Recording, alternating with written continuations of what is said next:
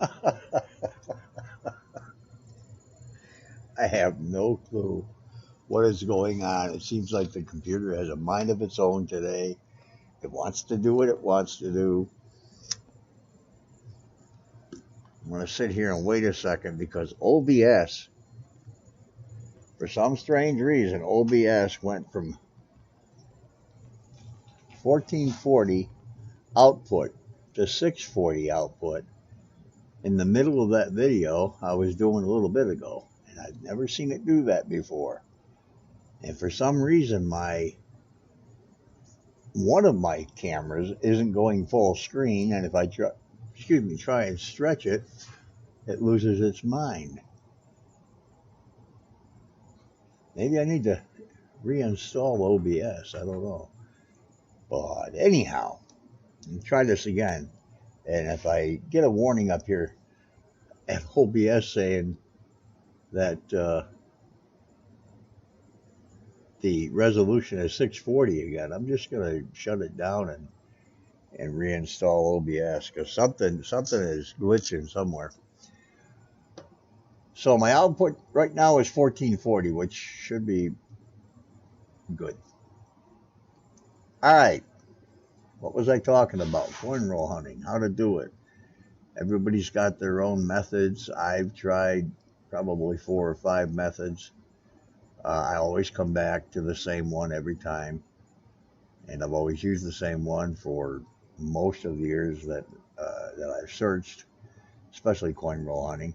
In the beginning, it wasn't coin roll hunting, it was coin bag hunting because we used to get loose bags of coin in the bag.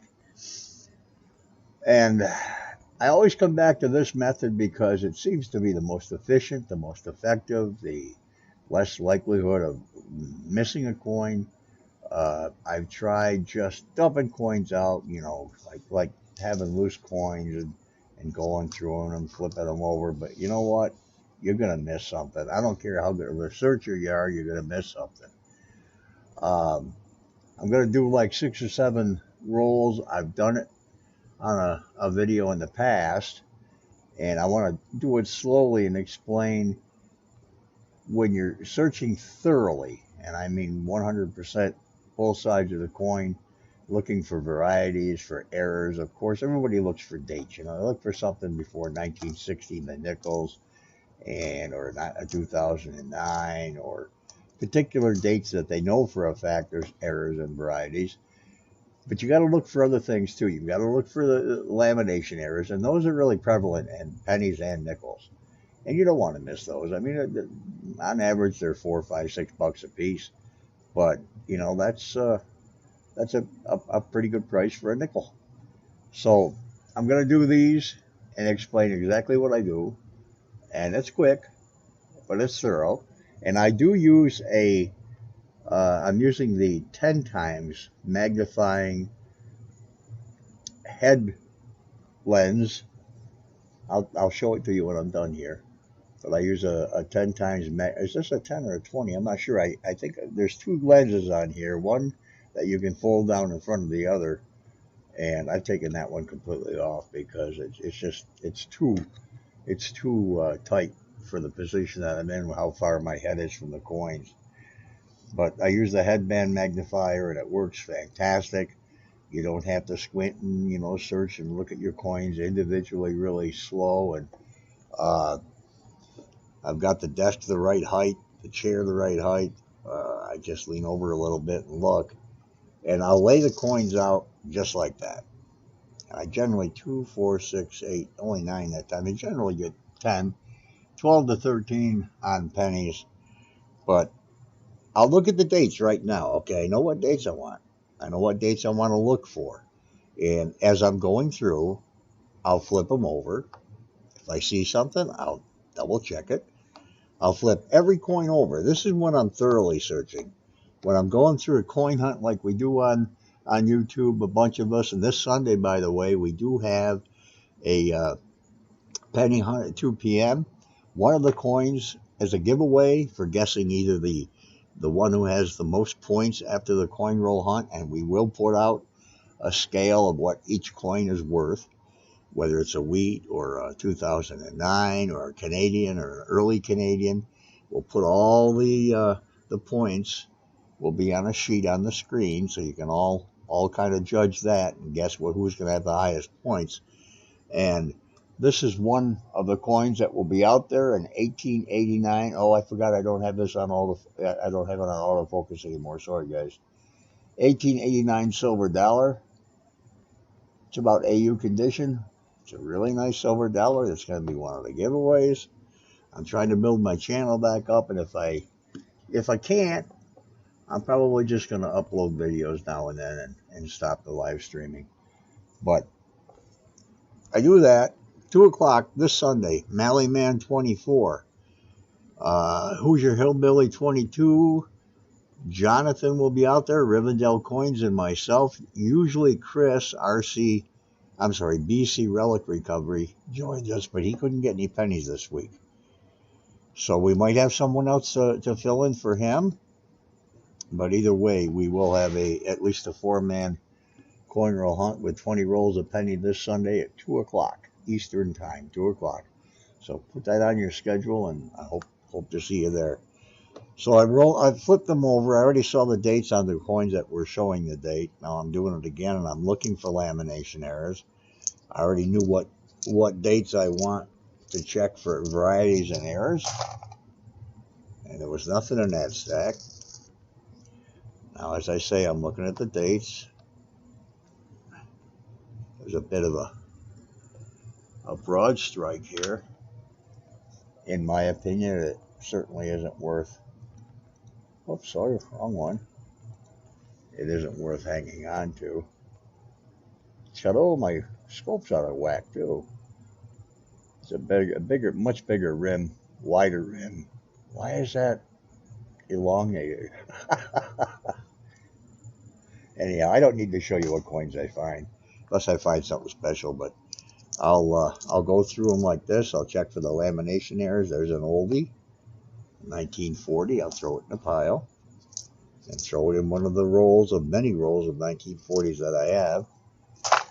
And I try and keep them graded equally in the rolls. I look at the dates as I turn them. And then I look at the backs as well of all the coins, looking for lam errors. And these magnifiers, this headband magnifier really does the trick. You don't have to spend, that was a messy layout. You don't have to spend a lot of time on each coin, because with a loop, this acts as a loop quite well, because it magnifies quite a bit. And you can see if there's anything there.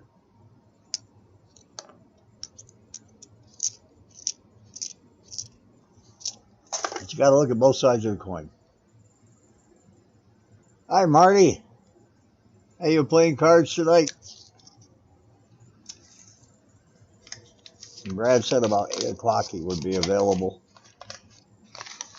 for about an hour is all. We're not going to play a real long time.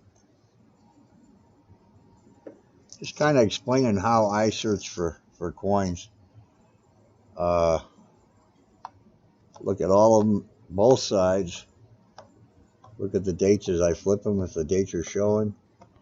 And then I'll see the dates on the ones that weren't showing, but I'm looking for lamination errors or any other variety or error that I know of on certain years. And the rest go back to the bank. Of course, I look for the earlier dates, pre-1960. I'm wearing the headband magnifier. Really cuts my time in half.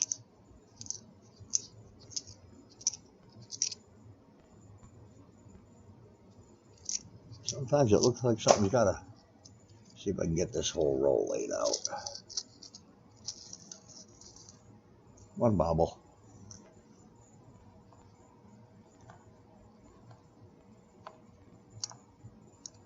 Nickels are getting newer and newer every box. Seems like the oldies are disappearing pretty quick.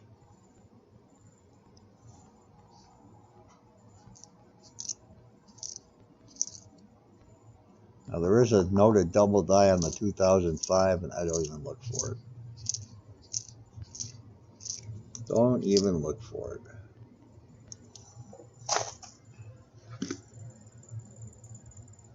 Yep, I started in 1966. Took a lot of years off though, Marty. I didn't search all this time. I moved to Arizona and got married, moved to Arizona not too long after that, and had my own businesses. And coins weren't, I don't know why I flipped that so quickly. Coins weren't a priority at the time, but I still went to coin shows whenever they came into town, which was a lot in Phoenix. I picked up some good stuff here and there.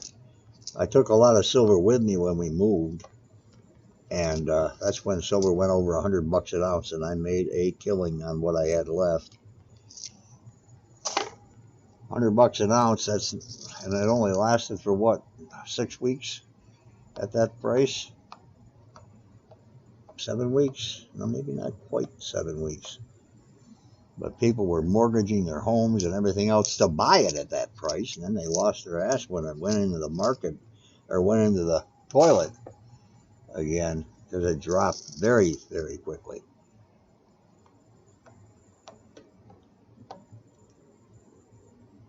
That might be a bit of a grease error, but it's only on the date, and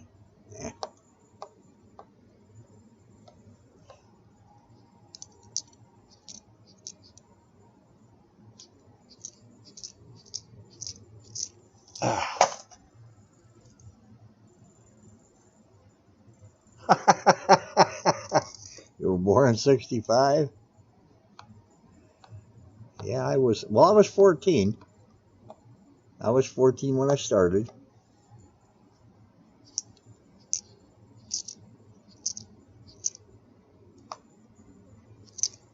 So I've had a little bit of time. You know, it was really something too, Marty, because when I started, it was Walt Butter's a very old friend. He was old friend of the family, retired guy, and he got me interested. My mom was always interested in coins, and I started going with him to the bank, and at that time we were picking up bags of pennies and nickels. It was all parking meter money. They didn't have rolled coin, and we'd get a $100 bag of nickels and a $50 bag of pennies, and go through them at his house. And this is how he taught me to go through them. And he said, don't overlook any coin. And you got to remember, in 66, the wheat penny here went out in 64, or yeah, 58 was the last wheat. There's a 46. That's the fourth 46 in this box. The wheat penny went out in 58, and he started pulling all the pennies. Every penny he got, he had something like 7 or 8, 6 or 7, 7 or 8, 55-gallon drums full of wheat pennies. And there's an oldie right there. He, I guess he got it on 1949. He got it on good information that they were going to be changing the penny a couple of years before. And he always told me, don't ever, ever put a piece of silver back in circulation. Now that was in 66. 64 was the last year of silver here, so it probably made sense. Anybody with a brain, I think, would probably think, well, it's going to be worth something someday. And he just had, yeah, I think it's going to go up a little bit more. I don't know, you know, the stock market lost, what, 600 points today. And I don't know what's going on. You know, our politics down here has a lot to do with the stock market. And there's so much volatility going on right now. I don't know what to expect. I don't know if silver's going to skyrocket. That's only the third Canadian out of maybe 20, 25 rolls. And I usually get about 35 Canadians in a box, 35 to 40. There's a 53 Denver. but it might go up again. It might continue to rise. I don't think it's going to go skyrocketing anytime soon, but it may just keep fluctuating up and down till we find out where the market's going to be and everything else. We just don't know what's going on right now. Things have put on a whole new light in the politics. It goes from one extreme to the next. One extreme of trying to help people, and then one extreme of screwing everybody. And people don't like me saying that, but I don't care. I wish I could find a doggone lamb there. The only thing I ever find them on is war nickels. I never ever find them. 69S.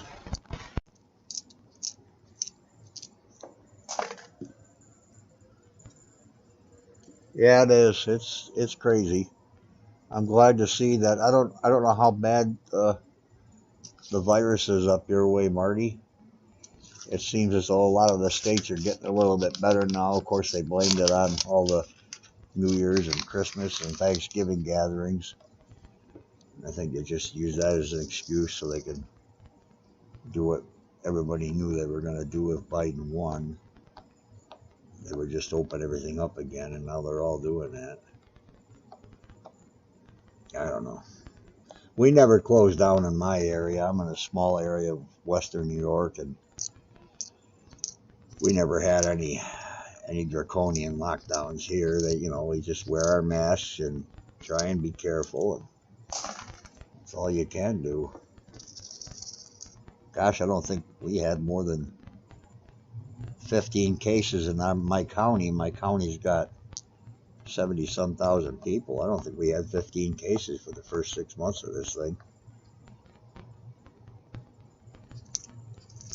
Come on, give me an error, will you?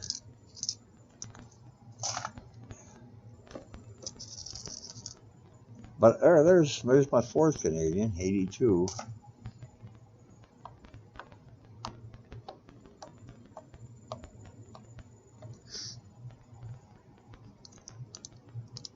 I got a box of pennies too in my bag.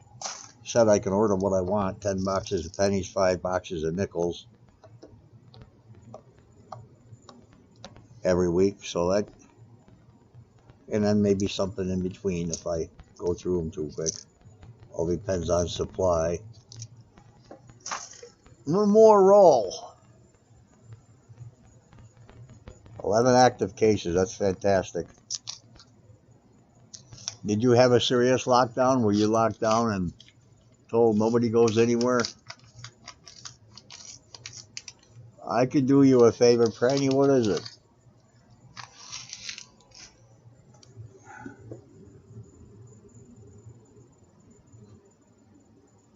Yeah, I know Quebec. What's his name? Gary Reed, who lives up in Quebec. They're locked down completely. They even locked. Now, this is something I can't understand. Why did they lock down the snowmobile paths and the runs? I don't understand that at all. And they don't give you a refund on your snowmobile pass. Nor do they extend it to the next year. That's kind of rip-offish.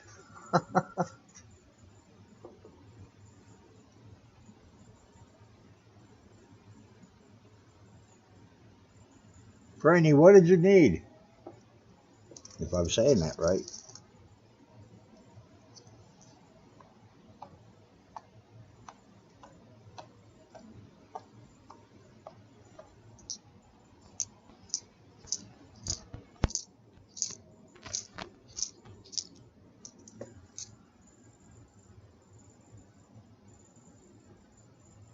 Yeah, really.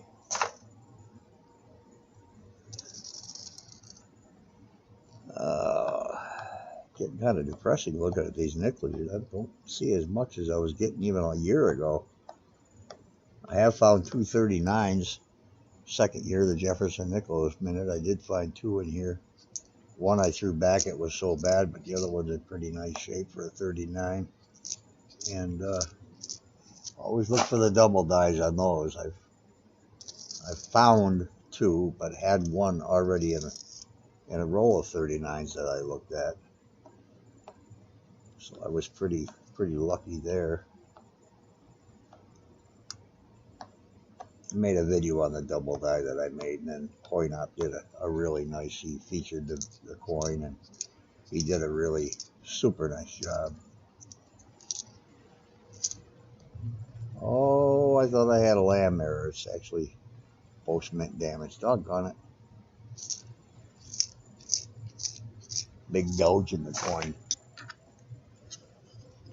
Let's see, how do I do this?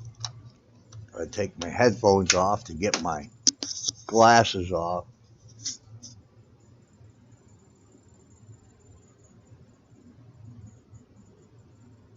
No, that's fine. Yeah, how do I check it out? How can I check it out? Your coins. Don't let somebody rip you off. Some coins are very valuable. And actually, I went to a yard sale 2 years ago, I guess it was. I saw, excuse me. I saw the guy had some coins out there, and I looked, and wow, he had some coins, all right. And he had some really super low prices on them. I told him, no, that's, you need to get more for these. But my screen's not blank.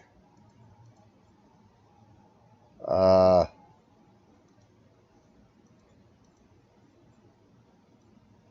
here. Can you see me?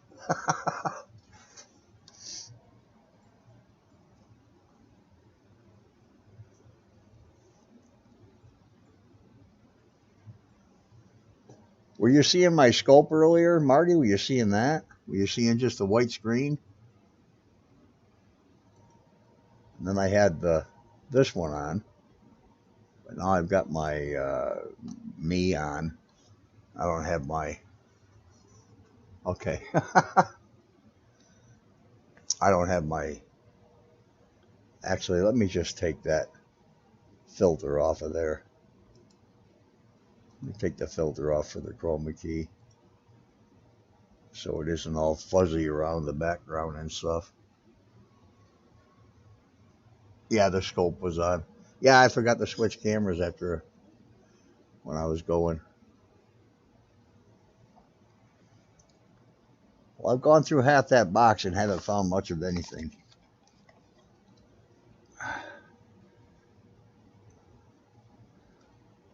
I wish there was a way that you could do something with a coin roll hunt with Marty. That would be fun to get you involved with that.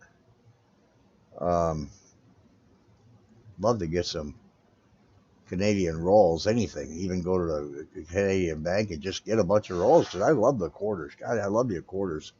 Just like our state quarters, you know. I like the different styles and such.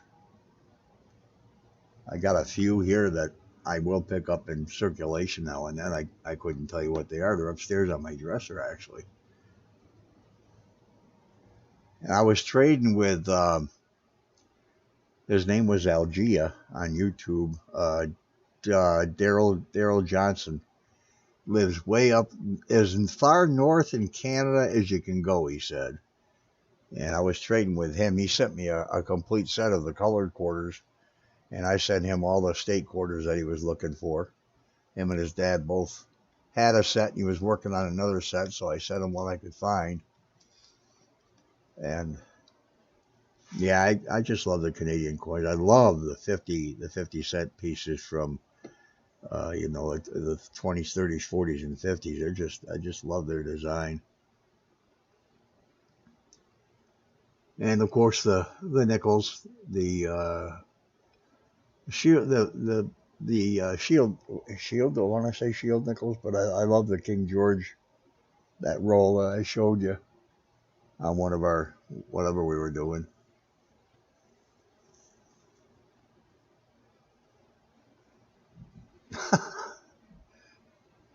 Now YouTube is telling me to turn my bit rate down. Earlier today, it told me to turn it up at 9,500. Now it's saying my current bit rate is 9641, which it's not. I set it down to 6,000. I don't know what's going on. OBS is changing on me. It's morphizing and doing weird stuff. Now they're telling me to put it back down to 2,500. Does the video that you can see look okay?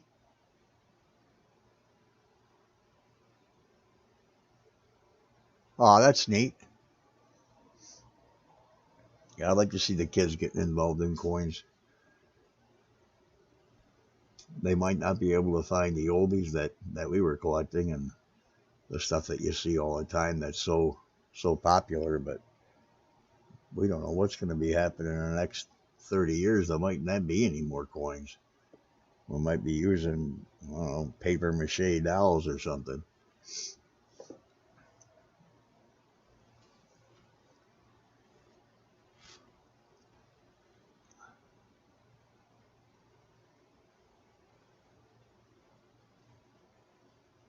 How can I look at that garage sale that's close to Praney's house? I don't know where I would do that.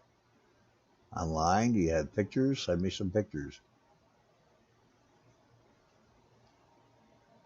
Can you play tonight, Marty? For about an hour? 8 o'clock. What time is it? It is. Where's my clock? I don't have any clocks in front of me. Oh, it's 7:30 already. I suppose I should open up Pokerstars and get ready. Do I want to? Nah, I'm not going to stream it. We can get on StreamYard, but I'm not going to stream the poker game.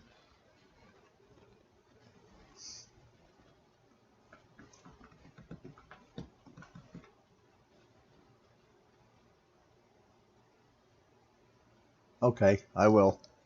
I'll check your channel out tonight.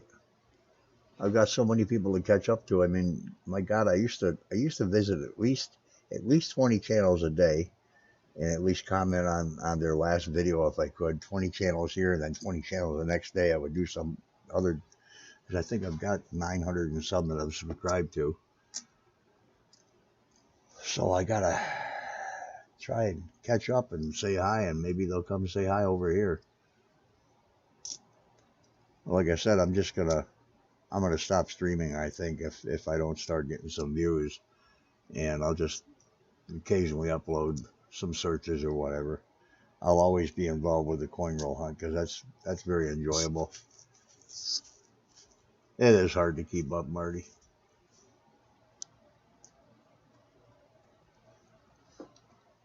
There was 2 channels in particular that I never missed because they would put a video out every day and I never missed them.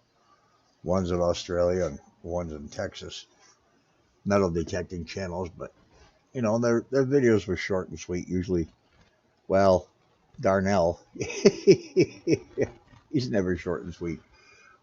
His sometimes could be an hour long or 45 minutes or whatever. But Jim, MD Melbourne, he's always puts out some really good videos. And Lucky Jim, the Goldies guy, finds $2 coins all over the ground. Every search he goes, he probably averages.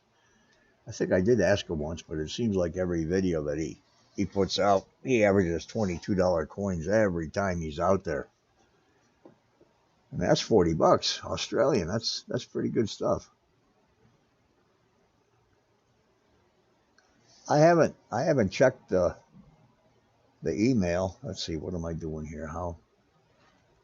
Okay, I don't have any display stuff on. Let me go see if oh, I don't even have Facebook open. I don't have Messenger open, so I couldn't see if anybody responded. I got a couple of new emails in the last half hour. Oh, Jonathan said he don't think he can make it tonight. Huh. No, I guess Rivendell's not playing. He's not playing tonight, Marty.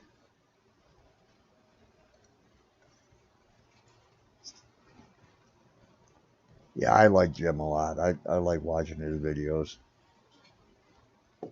I sent him out a package too, and I guess he never got it. I don't know, maybe he did, but the last I knew, and that was well over, that was a year ago, more than just a little over a year ago, and he never got the package. I hate that when you send something so far and you can't wait for him to get it, and then it doesn't show up.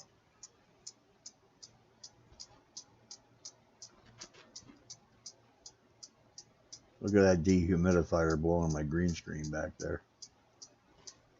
Too many coins down here for it to ever be humid. I think the humidity down here is 21%, 24% last I looked. But maybe I'll go through the rest of these nickels later on tonight just to get them out of here and take them back to the bank on Monday. I've got 2 boxes of pennies I got to throw into a bag and take them back. And another box here to go through.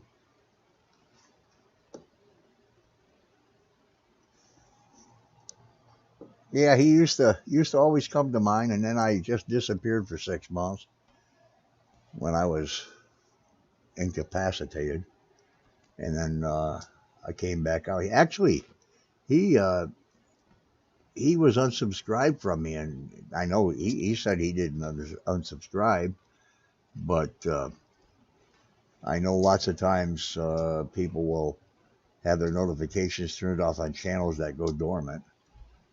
Must be just a way of YouTube of, I don't know, it's just their algorithm. They don't do it purposely. It's just one of their setup things that shuts their notifications off if you don't do nothing. I don't know why. It doesn't take up any of their space. It's kind of a strange thing. It doesn't change their analytics in any way.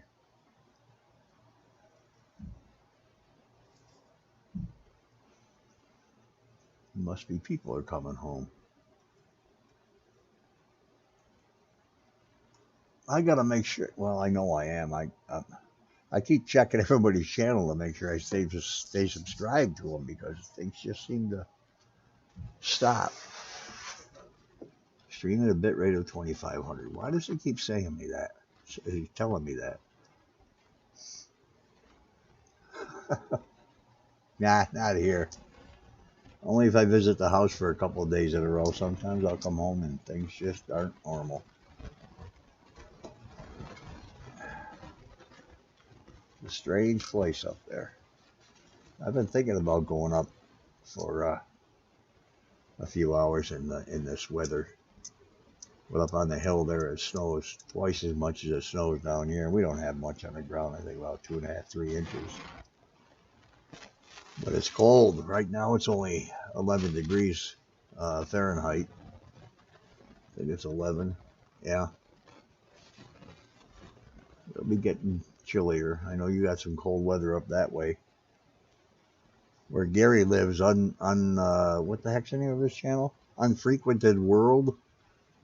He gets on there and he's out walking through the bush. He's out walking through the bush. It's 30 degrees Celsius, 30 below Celsius. That's not, heck with that. Hi, dog. What are you doing? What are you doing? All right, Marty, I'm going to hop out of here and shut this down and see what the heck is going on with OBS and why it keeps changing all my attributes on it. Just doesn't make sense. It's done it twice now. Earlier, I have it set at 1440 for output, but the darn thing went down to 640 by 480. I don't know how I did that on its own. I don't think anybody's streaming at 640 anymore. All right, I'm going to get. Thanks for stopping in, and I'll get on your channel a little bit later tonight and see what you're doing. So have a good night, and I'll talk to you later.